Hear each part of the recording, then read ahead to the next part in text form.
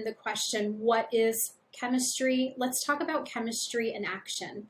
This is chapter 1C.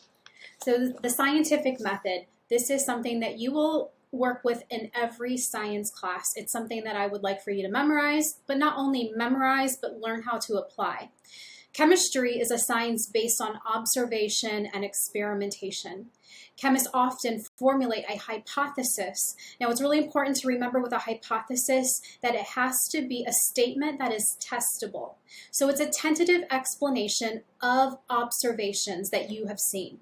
So it will begin with an if-then statement. So, for example, a testable hypothesis could be, when I was an athlete, when I used to run, I used to think that having a cup of coffee gave me extra energy for that race.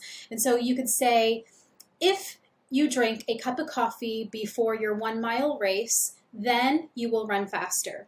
So then you could actually perform an experiment with a group of runners and see if this is true or not. See what your results would come to be.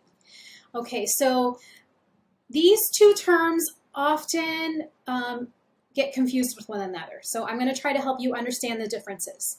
First, the laws of science summarize a vast number of experimental observations and describe or predict some facet of the natural world. Now, what this can boil down to is the law of science can boil down to a mathematical equation, such as E equals mc squared.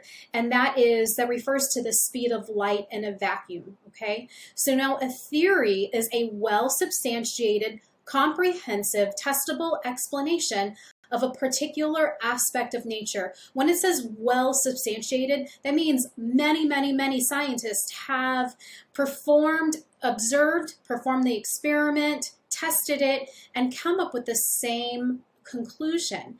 In a theory, the scientists seek to create a body of evidence to support a certain phenomena. Now, example of this would be the theory of evolution. So it's important to note, to come to the conclusion of having a law or a theory in science, you follow the steps of the scientific method. You make observations, you create a hypothesis, you test your hypothesis, you analyze your findings, or maybe you didn't get any findings, and then you come up with a conclusion.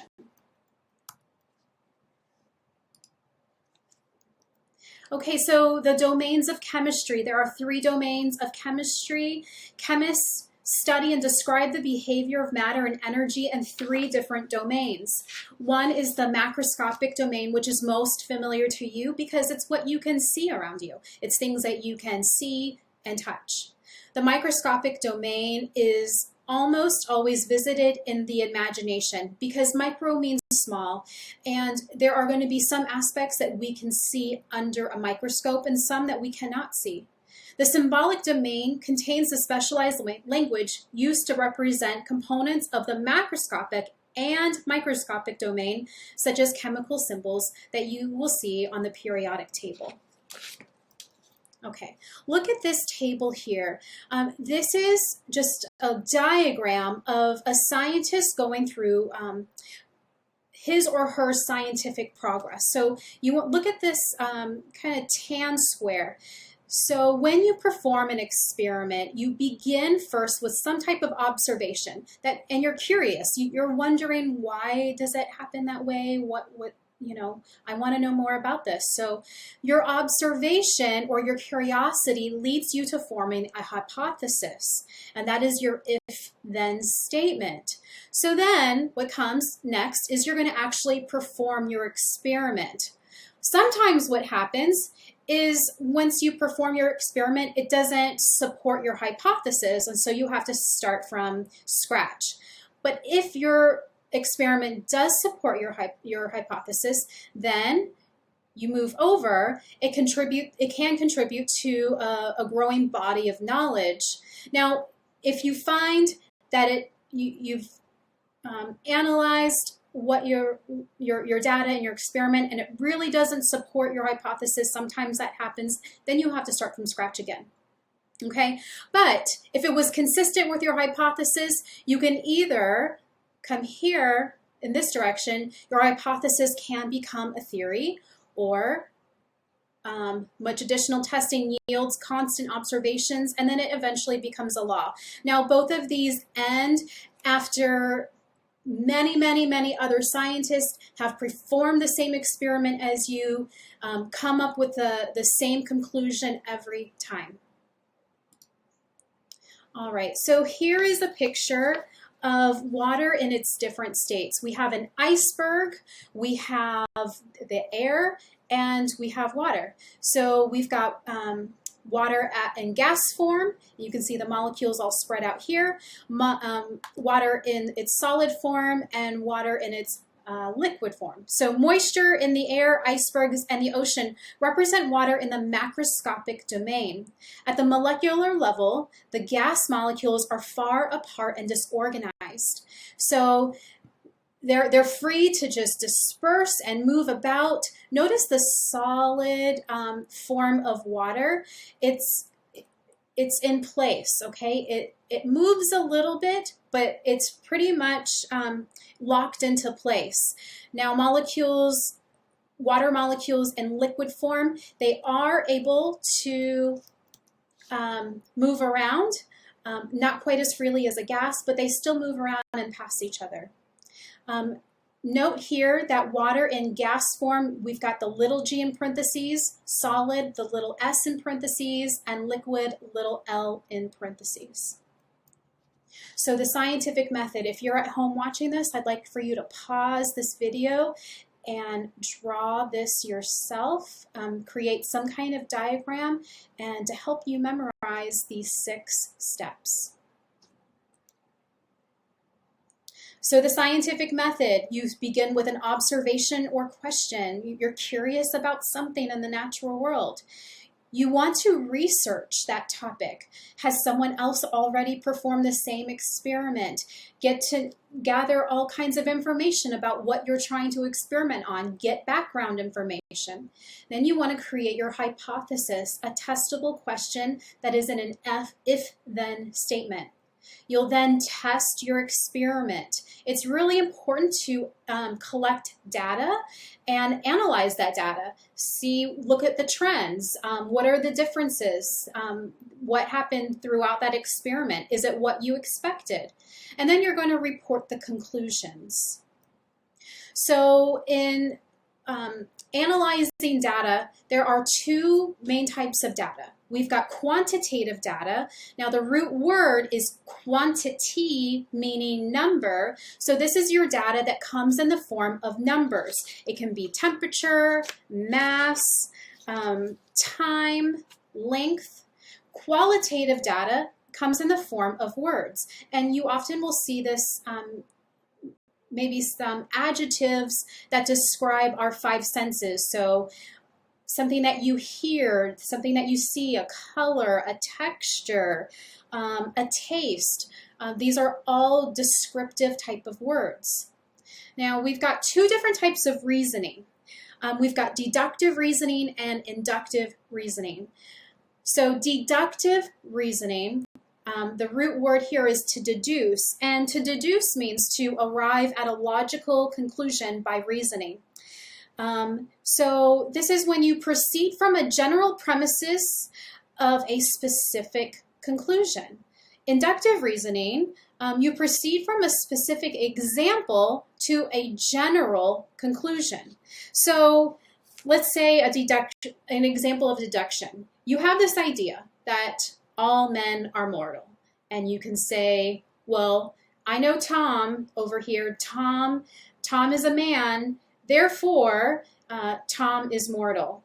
Okay. So an example of induction, if any of you ever eat something and maybe broken out in your skin, you can say, you have this observation that, okay, when I eat too much chocolate, I break out in hives or whatever it is. And then you can make this analysis. Well, this is obviously some type of symptom that means I'm allergic to to chocolate. So your theory by inductive reasoning would be that you are allergic to chocolate. Okay, let's do a chemistry example involving induction and deduction reasoning. So, determine whether the following arguments use deductive or inductive reasoning. When potassium chloride, sodium chloride, magnesium chloride, or calcium chloride is mixed in water, it dissolves readily. Because barium chloride is similar to salt, it also should dissolve in water. So, read that last statement and think about it. Is this deductive or inductive reasoning? Second example. Any substance that floats on top of water has a lower density than water. Vegetable oil floats on top of water. Therefore, vegetable oil is less dense than water. So if you're at home, pause and think about the answer before I show the answer. All right. So A, this argument attempts to show the conclusion is probable or most likely based on similar situations, but it cannot prove that this salt or any other salt will dissolve in the same manner. Therefore, the argument uses inductive reasoning. So B, this argument compares premises and arrives at a conclusion that must be true if the premise are true. Therefore, the argument uses deductive reasoning.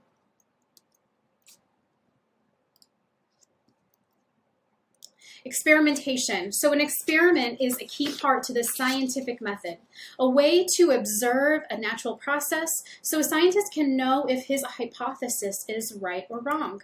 And it's okay if your hypothesis is wrong, then you just go back to the drawing board and work on something new or in a different direction. So part of an experiment, you have variables, and variables are factors in the experiment that change. There are two main variables in your experiment. First is the independent variable, and that is the one variable that is deliberately changed by the scientist. Please remember, you have only one variable that changes in your experiment, because if you have more than one changing variable, then it's really hard to keep up with the data and make comparisons. So your dependent variable is actually the data that is collected during the experiment, which is the result of the independent variable, and a factor that a scientist didn't directly cause. So the dependent variable is the result of the independent variable. Experimental group, the one variable that is changed. So you'll have an experimental group and a control group. The experimental group will get that change. The control group will be the one group that doesn't have the variable that's changed. It stays the same. Here's an example of just a little case. In order to test the effectiveness of a new vaccine, 50 volunteers are selected and divided into two groups. One group will be the control group. So we've got the control group here, and then we have the experimental group here. Both groups are given a pill to take that is identical in size, shape, color, and texture. So let's describe the control group.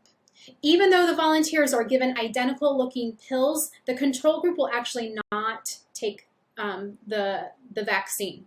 They're going to take what you would call a sugar pill. It doesn't have the medicine in it. Describe the experimental group. Okay, so we've got the experimental group over here. They will actually receive the vaccine. What variables are kept constant? Okay, so both groups are receiving a pill. There has to be something that's constant though. So the pills are going to be the same size, shape, color, texture. Okay, but what is being changed is that the experimental group is actually receiving the vaccine. So what is the independent variable? The independent variable is the addition of the medicine to the experimental group. And what is the dependent variable? What is being measured is the health of the group receiving the vaccine. Sometimes scientists cannot control the conditions under which an experiment is performed. So in a natural experiment, scientists try to determine what variables are interacting even though they cannot control them. And you will see this in scientists who research ecology, meteorology, and astronomy. So if you cannot perform an experiment, a survey is another way to test your hypothesis. So a scientific survey is a process that involves randomly selecting representative samples from a larger population, and you rely on inductive reasoning. So once you get the results from a survey, there's some what you can do with it is you can send it for peer review, and that's where other peers within your field of expertise can read your findings. A theory can be developed from your survey, or even a scientific law. So theories, when scientists have tested some idea that consistently explain a certain phenomena, they are observations in which we can observe. And again, scientific laws are a statement that describes a recognizable repeating pattern in nature based on observations made under many conditions. So applied science explores natural products and processes for specific applications. Look at the root word here, applied. So you're applying something. Example, a chemist who is searching for a more effective meat packaging plastic.